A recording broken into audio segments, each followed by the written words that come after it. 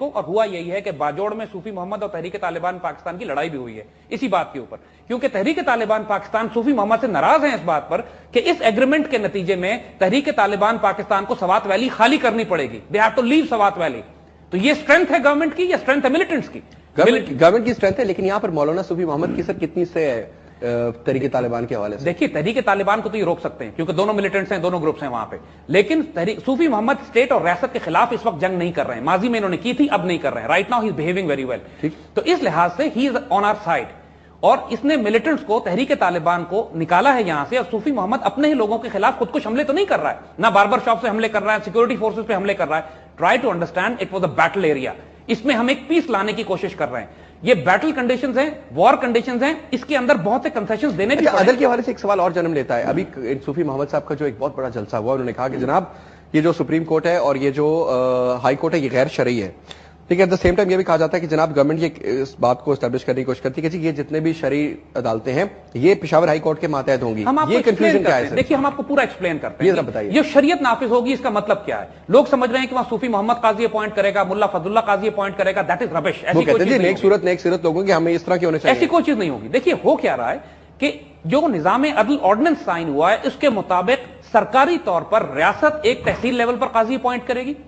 تحصیل level کے بعد district level کے اوپر اس قاضی کی اپیل ہوگی، ڈسٹرکٹ قاضی ہوگا. دیکھیں اس کو کہتے ہیں کورٹ آف ضلع قاضی، کورٹ آف اضافی ضلع قاضی، علاقہ قاضی، علاقہ قاضی اور اس کو آسان کر کے بتاتے ہیں کہ تحصیل لیول پر قاضی، اس کے اوپر ڈسٹرکٹ لیول پر قاضی، اس کے اوپر پشاور ہائی کورٹ کی شریعت اپیلیٹ بینچ، اس کے اوپر سپریم کورٹ کی شریعت اپیلیٹ بینچ. اور جو صرف انہوں نے کام کیا ہے وہ یہ کیا ہے کہ سپریم کورٹ اور ہائی کورٹ کی شریعت اپیلیٹ بینچز جو ہیں وہ منگورا میں ہوں گی، اسلام آباد اور پشاور میں نہیں ہوں گی. ٹھیک ہے ٹھیک ہے. تو اس میں کیا پرابلم ہے؟ آلریڈی وہ بینچز ایگزسٹ کر رہی تھی، صرف ان کی ایک بینچ بنا دی گئی منگورا میں تاکہ مقامی آبادی کو پشاور اور اسلام آباد نہ آنا پڑے اپنے مقدمات کے لیے. تو واٹ از دا پرابلم؟ جب ریاست شریعت امپلیمنٹ کرتی ہے تو کوئی پرابلم نہیں ہوتی. جب ملا فضل اللہ شریعت امپلیمنٹ کرے گا تو شریعت کے نام پہ دہشت گردی کرے گا وہ. تو لہٰذا جو سوات کے لوگوں کی ڈیمانڈ تھی کہ ہمیں اپنا پرانا نظام بھی دو، ریاست امپلیمنٹ کرے. یہ تمام کے تمام جوڈیشل آفیسرز چاہے وہ قاضیز ہوں، یہ ہائی کورٹ اپوائنٹ کر رہی ہے، ان کو تنخواہیں ریاست سے دی جائیں گی، یہ سرکاری ملازم ہوں گے اور کوئی اس میں کام خلاف شرع نہیں ہے، شریعت کے مطابق ہے. اور یہ شریعت امپلیمنٹ کریں گے اپنے مقامی لاز کی، اپنے مقامی لوگوں کی ضرورت کے مطابق. یہاں پر کوئی ہائی فائی قسم کا ایشو انوالوڈ ہی نہیں ہے شریعت کے حوالے سے. اور پلس لوگ شریعت سے ڈرتے کیوں ہیں؟ کیا شریعت کا مطلب صرف کوڑے مارنا اور ہاتھ کاٹنا ہے؟ ایسا تو نہیں ہے. شریعت میں جو نظام عدل ہے اس کا مطلب یہی ہے کہ جو وہاں پر ظلم ہے، جو لوگ جائیداد کے تنازع ہیں، جھگڑے ہیں، خاندانی مسائل ہیں، لوگوں کے آن گراؤنڈ وہی حل ہو جائیں. اچھا دوسری چیز یہاں پہ ایک اور سامنے آتی ہے، اس سے پہلے کہ ہم اگلے امپورٹنٹ پوائنٹس کی طرف چلیں، بڑے امپورٹنٹ چند اور پوائنٹس ہیں. ابھی ہم نے تقریباً ہاف وے کراس کیا. وہ یہ بھی کہتے ہیں کہ جناب کہ داڑھی بھی لازمی ہوگی. وہ کہتے ہیں جناب کہ وہاں پہ جو بھی عورت آئے گی وہ برقع پہنے گی، مطلب برقعے سے مراد وہ اپنا پورا چہرہ کور کرے گی. تو میری بات ہوئی امیر عزت صاحب سے جو کہ اسپوکس پرسن صوفی محمد، انہوں نے کہا جی بالکل ایسا ہی ہوگا. تو میں نے کہا کہ پھر جو انگریز عورتیں آتی ہیں، جو ٹورزم ہوتا ہے، یہ سارا کچھ اس کا کیا؟ انہوں نے کہا نہیں جی یہاں کے سسٹم کے مطابق ہوگا. تو ڈو یو تھنک پہلے تو ایسا نہیں تھا، تو یہ ابھی تھوڑا سا ایک اسٹیپ دیکھیے جب ہوگا تو دیکھیے گا نا.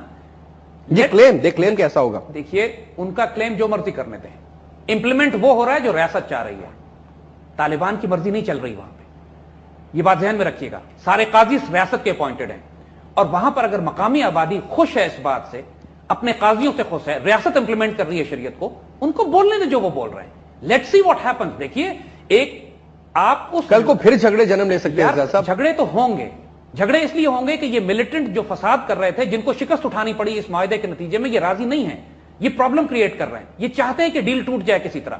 دیکھیے کون لوگ چاہتے ہیں کہ ڈیل ٹوٹے؟ امریکنز چاہتے ہیں کہ ڈیل ٹوٹے، انہوں نے بڑا ناپسندیدگی کا اظہار کیا. انڈینز چاہتے ہیں کہ ڈیل ٹوٹے، کارزائی چاہتا ہے کہ ڈیل ٹوٹے، اور یہ ملیٹنٹ طالبان چاہتے ہیں کہ ڈیل ٹوٹے.